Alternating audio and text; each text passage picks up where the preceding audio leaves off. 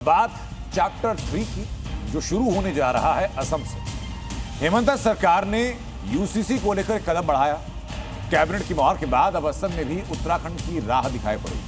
सवाल ये क्या कि समान नागरिक संहिता के लागू होने से क्या बहु विवाह, हलाला और अलग अलग पर्सनल लॉ की व्यवस्था खत्म होगी और क्या देश के दूसरे राज्यों में यूसीसी की रफ्तार और तेज होगी? श्री हिमंत विश्व शर्मा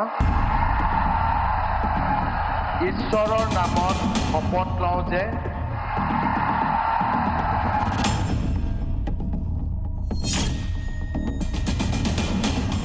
असम में हेमंता सरकार 2.0 का ब्लूप्रिंट बीजेपी के मैनिफेस्टो में ही दिख चुका था।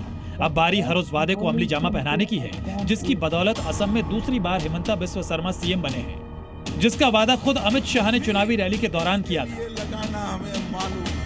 आप हेमंत विश्व शर्मा और नरेंद्र मोदी के नेतृत्व में सरकार बना दो, आसाम में हम यूसीसी लाएंगे। अब कोई 4 शादी नहीं कर पाएगा, 4 शादी नहीं कर पाएगा। सरकार की कमान संभालते ही हेमंता ने असम में यूसीसी लागू करने के अपने वादे पर पहला कदम बढ़ा दिया है। असम की कैबिनेट में यूसीसी कानून लागू करने को लेकर प्रस्ताव पेश किया गया, जिस पर कैबिनेट की मुहर भी लग गई। UCC is a part of our election manifesto.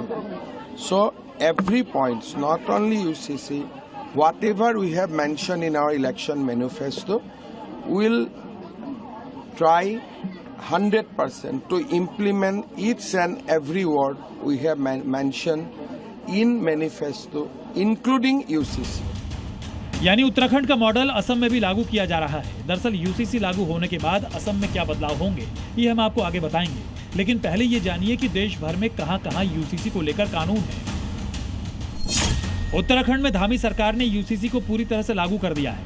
Goa में समान नागरिक संहिता यानी यूसीसी पहले से ही लागू है। गुजरात विधानसभा में यूसीसी कानून पास हो चुका है और अब असम में भी यूसीसी पर कैबिनेट की मुहर लग चुकी है। असम में यूसीसी लागू होने पर राज्य में विवाह, तलाक, उत्तराधिकार और पारिवारिक कानूनों में बड़े बदलाव देखने को मिल सकते हैं, जिसके बाद असम में बहु विवाह पर पूरी तरह रोक लगेगी। शादी, तलाक और विवाह पंजीकरण के नियम एक जैसे हो जाएंगे। हलाला और इद्दत जैसी प्रथाओं पर रोक लग सकती है। महिलाओं को पैतृक संपत्ति में बराबरी का अधिकार मिलेगा। लिव इन रिलेशनशिप का पंजीकरण अनिवार्य बनाया जा सकता है। जनजातीय क्षेत्रों और आदिवासी समुदायों को यूसीसी से छूट दी जा सकती है। हालांकि असम में यूसीसी का अंतिम स्वरूप राज्य सरकार की ओर से तैयार किए जाने वाले कानून और विधानसभा में पारित प्रावधानों पर निर्भर करेगा। लेकिन हेमंता सरकार ने कैबिनेट की मुहर लगाकर मैनिफेस्टो में शामिल यूसीसी को लागू करने के अपने वादे की ओर पहला कदम बढ़ा दिया है। असम से नीरज पांडे के साथ ब्यूरो रिपोर्ट, जी मीडिया।